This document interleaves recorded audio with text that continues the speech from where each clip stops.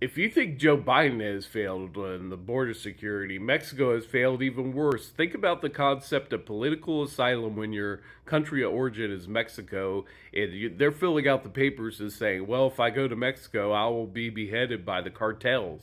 As long as people are filling that out on their papers, it means Mexico has completely and totally failed to secure its own country and to fight the cartels.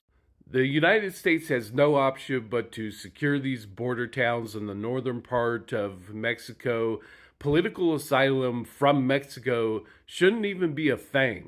These northern border towns, this is where there's tons of US owned companies and we're doing so much trade. This is now our number one trade partner. And what's going to happen if we lose operational control and all that stuff gets taken over by the cartels or something? This trade grew out of trade problems and supply chain issues during coronavirus and the trade wars and the Russia-Ukraine war. We need to make sure it's all good there. And it also gives you some insight. China's probably getting pissed off and doing all this fentanyl stuff because they're mad because the trade went down and it's starting to go to Mexico.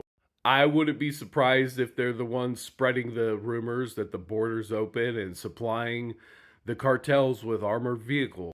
Once we have these northern areas secured and the cartels are completely extinct and defeated by the U.S. military, we'll always have somewhere safe to deport to.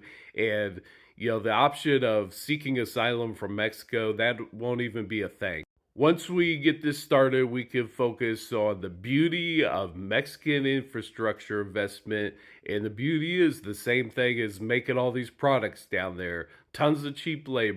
And Kucor isn't only for Mexico. Anybody in the world could show up, grab a shovel, do some work, make some money. And even some Americans who are hard up might find these cheap houses attractive and want to go down there and pitch in. And once we get this phase done, the border is not going to be in a crisis. We always have somewhere safe to deport, and people won't be fleeing out of fear for the cartels. And hell, it might even reverse where some people want to go and enjoy the, cheaply made infrastructure. It is going to serve as a ground base for phase two, building the train.